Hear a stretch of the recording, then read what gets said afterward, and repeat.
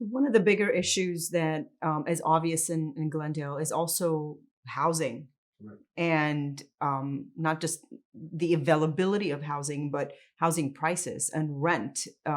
And that is I think the number you mentioned was 67% of That's right. residents in Glendale are renters. Correct.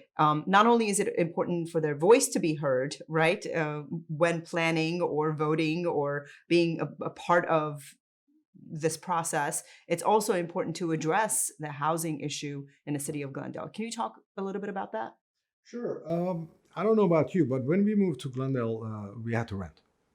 And that went on for a number of years. Even after I was married, we were renting in Glendale.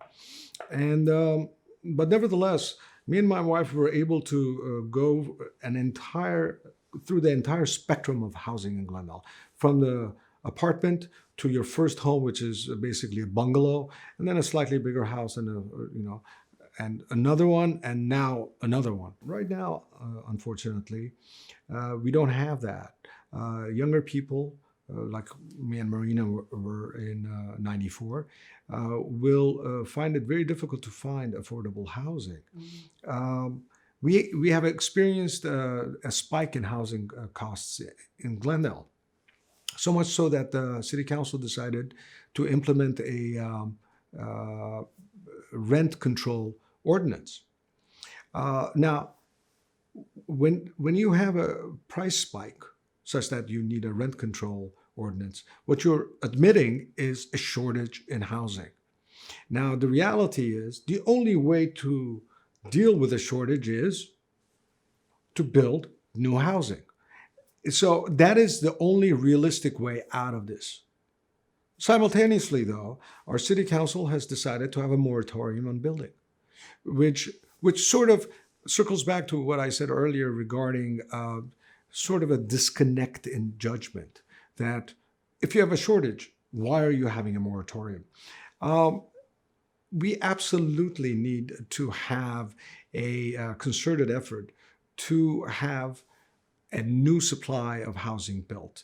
Now, when I was in the planning commission the first time around, what we did was we passed, actually, we recommended to the city council to adopt an ordinance called the Downtown Specific Plan. Now, this Downtown Specific Plan was a way by which the city would incentivize developers to build mixed use buildings that included housing, office building, and retail. And the incentives were for open space, public art, LEED certified building, which is basically a way of saying a way of building a building which is environmentally sensitive, and low and moderate income housing. So the downtown specific plan was a means of increasing the desirable type of housing we wanted. And it it is sort of called smart development, because what you're doing is you're getting developers to act the way you want them to by incentivizing behavior as opposed to prohibiting it. Um, and now that is my approach to it.